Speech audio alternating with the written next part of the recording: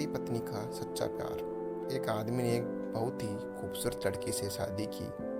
शादी के बाद दोनों की ज़िंदगी बहुत ही प्यार से गुजर रही थी। वह उससे बहुत चाहता था, उसकी खूबसूरती की हमेशा तारीफ किया करता था। लेकिन कुछ महीनों के बाद चरम रोग के ग्रसित हो जाने के कारण लड़की की खूबसूरती जाने लगती है। खुद को इस तरह देखकर वह मन में डर समाने लगता है।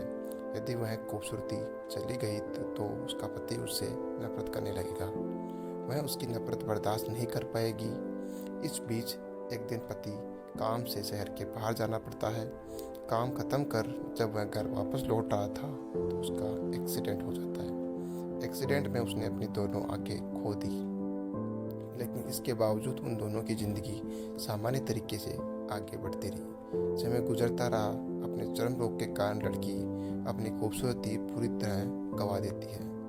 वह बदसूरत हो जाती है, लेकिन अपने पति को इसके बारे में कुछ पता नहीं था। इसलिए उसका खुशहाल विवाह जीवन पर कोई प्रभाव नहीं पड़ा। वह उसे उसी तरह प्यार करता रहा। लड़की की एक दिन मौत हो गई। पति अब अकेला हो गया। वह बहुत ही दुखी था। वह शहर छोड़ के जाना चाहता था। उसके अंतिम संस्कार की सारी क्रियाविधि पूर्ण कर वह शहर छोड़ने जाने वाला था।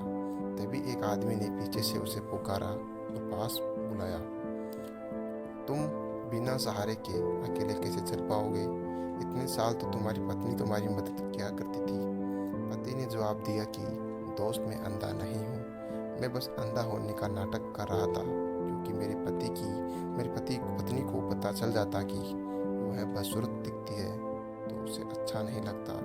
इसलिए मैंने इतने साल अंधा होने का दिखावा किया। वह बहुत अच्छी पत्नी थी, बस मैं उसे खुश रखना चाहता था।